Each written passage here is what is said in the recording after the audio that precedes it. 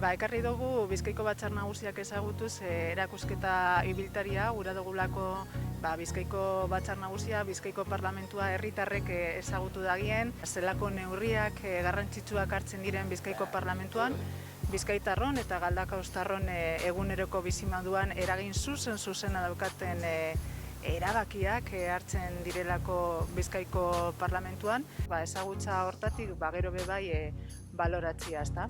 12 panel desberdin dazkagu, bertan gure historia ezagutu alda, jakin behar dugu geurea dela sistema demokratikoetan aurrenetarikoa, behintzat Europa mailan, eta hori da harro egoteko moduko kontua, ez da?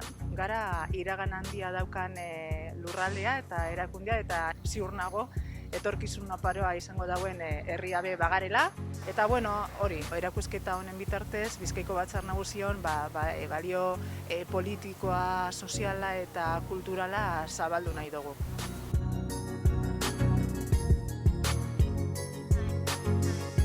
Beste herri batzutan egon da, eta Batzar Nagusietatik gugaz kontaktuan jarri zian, ia Galdakon jarriak gendun, eta nola ez. Batzar Nagusien historia azaltzen da panel guzti hauetan. Guretzako oso garrantzitsua da herritarrek ezagutzea gure historia, gure iragana, gure oraina dalako.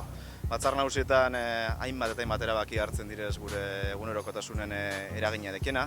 Eta Galdakaok bere paperi oso garrantzitsua eduki da Batzar Nagusien historian. Lehenengo lehendakaria Fortun García Usansolo erratzen ez banaz, bera izan zelako. Kontutan hartu bai, ikurri historikoen zentzu horretan Gernikako arbola, eskubide historikoak defendatzearen arima hori mantentzen deuriela Batzar Nagusiek eta Galdakaoztarrentzat eta Bizkaitar guztientzat oso garrantzitsuak direzela.